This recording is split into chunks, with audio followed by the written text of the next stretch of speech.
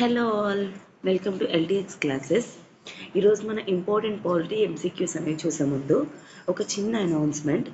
మన LTX classes వాళ్ళు ఇప్పుడు గ్రూప్ 2 ప్రిపేర్ అవుతున్న వాళ్ళందరికీ కూడా తెలుగు మీడియంలోని శ్రీకాకుళంలో ఆఫ్లైన్ క్లాసెస్ అనేవి స్టార్ట్ చేయడం జరిగింది.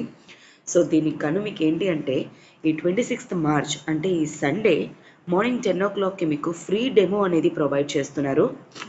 సో దీని ద్వారా మీకు ఏంటి అంటే ఈ గ్రూప్ 2 ప్యాటర్న్ ఏంటి, ఎట్సెట్రా, ఎలా ప్రిపేర్ అవ్వాలి, స్ట్రాటజీ ఎలా ఉండాలి, మీరు ఏ మెటీరియల్స్ ప్రిపేర్ అయితే మీకు హెల్ప్ఫుల్ అవుతుంది, ఏ విధంగా క్లాసెస్ ఉంటాయి మన ఎల్టీఎక్స్ క్లాసెస్లోని, ఇవన్నీ కూడా మీకు క్లియర్ కట్గా చెప్పబోతున్నారు.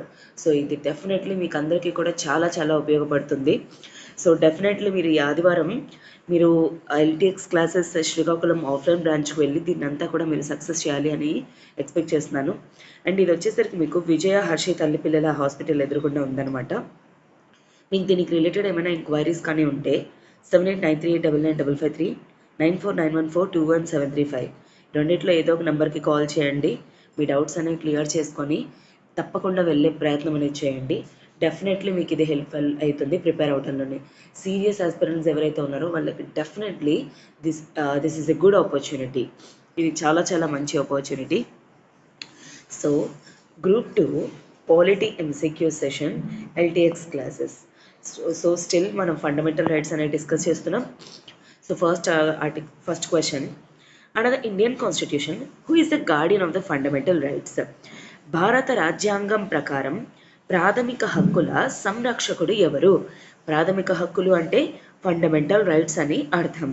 అయితే గార్డియన్ అంటే ఎవరు? సంరక్షకుడు అని అర్థం. మన ప్రాథమిక హక్కులకి ఆర్ ఫండమెంటల్ రైట్స్కి మనకి సంరక్షకుడు ఆర్ గార్డియన్ ఎవరు? మనకి ఆర్టికల్ 32 అనేది కాన్స్టిట్యూషన్ ఇచ్చింది.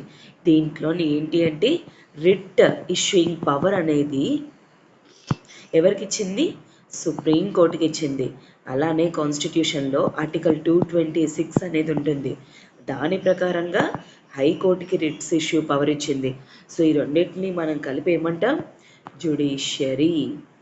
ఓకే, దీని ప్రకారంగా ఎప్పుడైనా మన ఫండమెంటల్ రైట్స్ కానీ వయలేట్ అయినట్లయితే మనకి తిరిగి సుప్రీంకోర్టు ఇంకా హైకోర్టు అవి మన ఫండమెంటల్ రైట్స్ తిరిగి మనకు వచ్చేలాగా చేయటం, అది అందుకే దాన్ని గార్డియన్ అంటాం అనమాట. సో ఆన్సర్ ఏంటి? C, Supreme Court. Okay, I hope this is clear. Next question, which one of the following rights was described as Dr. B.R. Ambedkar as the by Dr. B.R. Ambedkar as the heart and soul of the constitution? ఈ క్రింది వాటిలో ఏ హక్కును doctor BR Ambedkar గారు రాజ్యాంగం యొక్క గుండె మరియు ఆత్మగా అభివర్ణించారు? మనకి కాన్స్టిట్యూషన్ ఫ్రేమ్ చేస్తున్నప్పుడు అనమాట, డ్రాఫ్టింగ్ అవి అవుతూ ఉంటాయి కదా, ఎవ్రీ రైట్ మీద కూడా డిస్కస్ చేస్తూ ఉంటారు కదా. ఆ టైంలోని డాక్టర్ బిఆర్ అంబేద్కర్ ఏమన్నారంటే ఈ ఆర్టికల్ 14 నుండి ఆర్టికల్ అప్పట్లో కదా 31 వరకు ఓకే ఉన్నాయి ఫండమెంటల్ రైట్స్ అని. ఈ ఫండమెంటల్ రైట్స్ అన్నీ ఉన్నాయి సరే, ఒకవేళ ఇవి ఏమైనా వయలేట్ అయితే ప్రజలకి ఎలాగా? ఇప్పుడు నా right to freedom of speech and expression ఉంది, మాట్లాడనివ్వకుండా చేస్తున్నారు. రైట్ టు మూవ్మెంట్ ఉంది, నన్ను ఎక్కడికి కదలనివ్వకుండా చేస్తున్నారు. అలాంటప్పుడు నేను ఎక్కడికి అప్రోచ్ అవ్వాలి, ఏం చేయాలి? అసలు అది అనేది లేకపోతే అసలు ఈ ఫండమెంటల్ రైట్స్ అన్నిటి వల్ల యూజ్ ఏంటి? ఈ ప్రాథమిక హక్కుల వల్ల అసలు ఎవరికి ఎటువంటి ఉపయోగం అనేది ఉంటుంది అని చెప్పేసి చెప్పడం జరిగింది. సో అదే టైంలో ఆర్టికల్ 32ని హార్ట్ అండ్ సోల్, ఎందుకంటే ఈ ఫండమెంటల్ రైట్స్ అన్నీను ఫండమెంటల్ రైట్స్ ఎప్పటి వరకు? ఆర్టికల్ 32 అనేది ఒక ఫండమెంటల్ రైట్ అయినంత వరకు కూడా. అది ఎప్పుడైతే ఫండమెంటల్ రైట్ కాకుండా పోతుందో అలాంటప్పుడు ఈ మిగతా ఫండమెంటల్ రైట్స్ అనేవి ఉంటే ఏంటి లేకపోతే ఏంటి అని చెప్పేసి అనడం జరిగింది. సో అందుకే దానికి గాను ఆర్టికల్ 32ని constitutional remedies, heart and soul అంటే ఏంటి? గుండె మరియు ఆత్మగా పరిగణించడం జరిగింది డాక్టర్ బిఆర్ అంబేద్కర్ గారు. రాజ్యాంగం పరిష్కారాల హక్కు. Okay, next question, which one of the following rights can be used by a high court to secure liberty of the individual? వ్యక్తి స్వేచ్ఛను కాపాడేందుకు హైకోర్టు కింద రెట్లలో ఏది జారీ చేయవచ్చు? లిబర్టీ అంటే ఏంటి? స్వేచ్ఛ. సో స్వేచ్ఛను తిరిగి రావడానికి గుర్తుపెట్టుకోండి, మ్యాండమస్ అంటే ఏంటి? వి కమాండ్ అంటే నేను నిన్ను ఆదేశిస్తున్నాను అనేది. కోవారెంట్ అంటే బై వాట్ అథారిటీ అంటే ఎటువంటి హక్కుతో, ఏ హక్కుతో నువ్వు ఆ పని చేస్తున్నావు. ప్రొహిబిషన్ నిషేధం, ఆ పేరులోనే ఉంది నిషేధించడం, ఒకరిని ఒక పని నుండి కూడా చెయ్యకుండా ఆపడాన్ని నిషేధం అంటారు. సో ఈ మూడిటికి కూడా ఎటువంటి లింక్ అనేది లేదు. హెబియస్ కార్పస్, హెబియస్ కార్పస్ అంటే ఏంటి? To have the body of, అంటే అర్థం ఏంటి? ఎప్పుడైనా ఎవరైనా ఎవరి స్వేచ్ఛని తీసుకున్నా, ఏది చేయనివ్వకపోయినా అలాంటి పర్సన్ని సుప్రీంకోర్టు ఆర్ హైకోర్టు దగ్గర తీసుకురావడాన్ని అండ్ తిరిగి వాడు స్వేచ్ఛను ఇవ్వడమే to have the body of అంటారు. ఆ బాడీ యొక్కది ఉండడం అని చెప్పేసి అంటారనమాట. సో మ్యాండమస్ వి కమాండ్ అంటే ఏంటి? మేము ఆదేశిస్తున్నాము అది పని చేయమని. ప్రొహిబిషన్ అంటే ఏంటి? నేను నీకు ఆదేశిస్తున్నాను అది చెయ్యొద్దు అని. కోవారెంట్ అంటే ఏంటి? బై వాట్ అథారిటీ, ఏ అధికారంతో, ఏ ధైర్యంతో నువ్వు అక్కడ కూర్చున్నావు, దట్ ఈస్ వాట్. ఈ రిట్స్ అన్నీ కూడాను అలాంటివి మనకి 5 రిట్స్ అనేవి కాన్స్టిట్యూషన్లో ఉంటాయి. Habeas corpus, mandamus, certiorari, quo warranto, prohibition. Okay, so next question చూసే ముందు ఒక చిన్న అనౌన్స్మెంట్ అమ్మా. మన ఎల్టీఎక్స్ క్లాసెస్ వాళ్ళు యానివర్సరీ ఇంకా ఉగాదిని సెలబ్రేట్ చేస్తూ ఏపీపీఎస్సీ గ్రూప్ 2 పైన, టీఎస్పీఎస్సీ గ్రూప్ 2 పైన ఎప్పుడూ లేనంత బెస్ట్ ప్రైస్ ఆఫర్ అనేది ఇస్తున్నారు.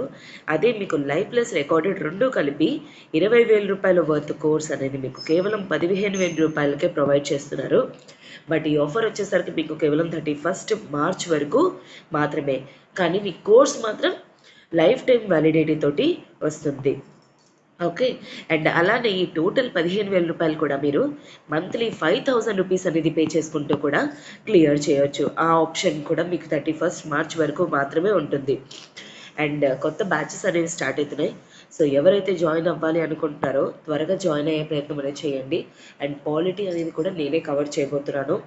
సో మీకు ప్రతి ఒక్కటి కూడా కేసెస్తో సహా, డాక్టరెన్స్తో సహా ఇన్ డీటెయిల్గా మీరు తెలుసుకోవాలి అనుకుంటే this is the one stop solution LTX classes. నిజంగాను మీకు దీనికి రిలేటెడ్ ఏమైనా ఎంక్వైరీస్ కానీ ఉంటే 7893899553 ఇది ప్రత్యూష మ్యామ్ నెంబర్. ప్రత్యూష మ్యామ్ కాల్ చేసి మీ డౌట్స్ అనేవి క్లియర్ చేసుకొని జాయిన్ అయ్యే ప్రయత్నం అనేది చేయండి.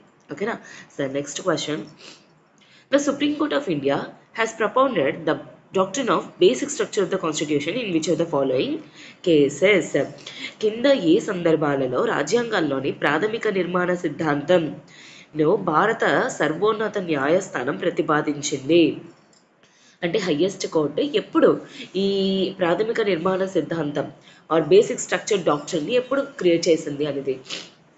సో 1951లోని మనకేంటి అంటే శంకరీ ప్రసాద్ కేసులో స్టార్ట్ అయింది. ఏంటి? ఫండమెంటల్ రైట్స్ని అమెండ్ చేయొచ్చా లేదా, అంటే ప్రాథమిక హక్కులని సవరణ చేయొచ్చా లేదా అనే క్వశ్చన్ శంకరీ ప్రసాద్ కేసులో 1951లో స్టార్ట్ అయింది. సో ఫైనల్లీ చాలా కేసెస్ తర్వాత, చాలా కాన్స్టిట్యూషనల్ అమెండ్మెంట్స్ అయిన తర్వాత 1973లోని కేశనంద భారతి కేసులోని for the first time supreme court ఏంటి అంటే ఫండమెంటల్ రైట్స్ని అమెండ్ చేయొచ్చు. సో మన సర్వోన్నత న్యాయస్థానం ఏం చెప్పింది? ప్రాథమిక హక్కులని సవరణ చేయొచ్చు. కాకపోతే ఆ సవరణ అనేది, ఆ అమెండ్మెంట్ ఏదైతే ఉందో అమెండ్మెంట్ అనేది కాన్స్టిట్యూషన్ తాలూకా ఒరిజినల్ రూపం, కాన్స్టిట్యూషనల్ ఒరిజినల్ మీనింగ్ ఏదైతే ఉందో అలాంటి ఇంపార్టెంట్ కాన్సెప్ట్స్ అనేవి పోకుండా ఉన్నంత వరకు కూడాను మనం సవరణ చేయొచ్చు పార్లమెంట్ అని చెప్పడాన్నే ఈ బేసిక్ స్ట్రక్చర్ డాక్ట్రిన్ ఆర్ ప్రాథమిక నిర్మాణ సిద్ధాంతం అని అంటారనమాట. సో ఏ కేసులోని? కేశనంద Bharati versus Kerala state.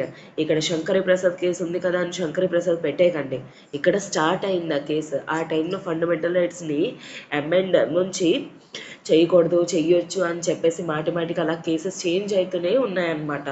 So ఫైనల్గా డాక్ట్రిన్, బేసిక్ స్ట్రక్చర్ డాక్ట్రిన్ అనేది ప్రాథమిక నిర్మాణ సిద్ధాంతం కేశనంద భారతి కేస్ ఆఫ్ ఈ కేసులో 1973లో జరిగిందనమాట. ఆ తర్వాతే మనకి 44th కాన్స్టిట్యూషనల్ అమెండ్మెంట్ యాక్ట్ ద్వారా రైట్ టు ప్రాపర్టీని డిలీట్ చేసేసారనమాట.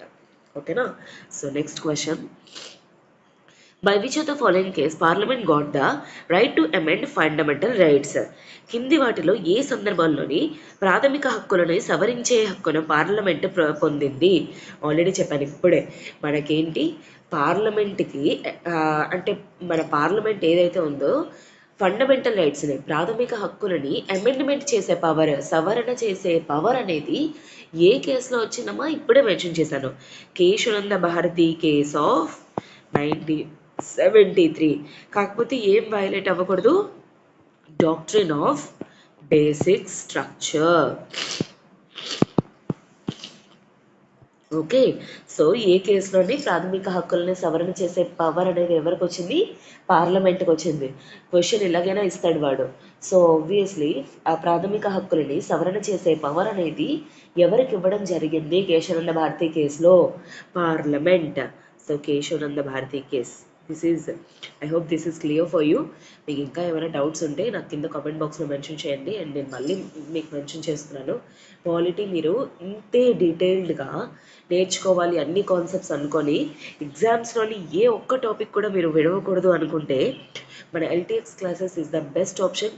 నేను మీ కేసెస్తో సహా ఈచ్ అండ్ ఎవ్రీథింగ్ కూడా మీకు డీటెయిల్గా చెప్తాను, అండ్ నా క్లాసెస్ మీద కూడా మీకు డెమో అనేది కూడా ఉంటుంది.